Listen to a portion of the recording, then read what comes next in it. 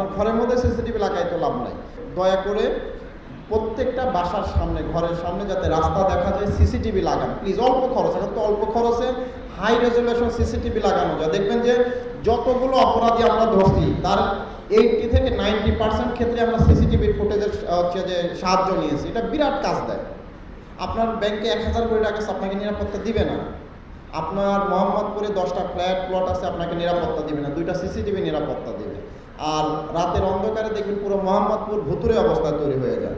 একটু দরকার হলে মাসে সর্বোচ্চ 100 টাকা খরচ হবে, একটা LED লাইট লাগায় দেন রোডে।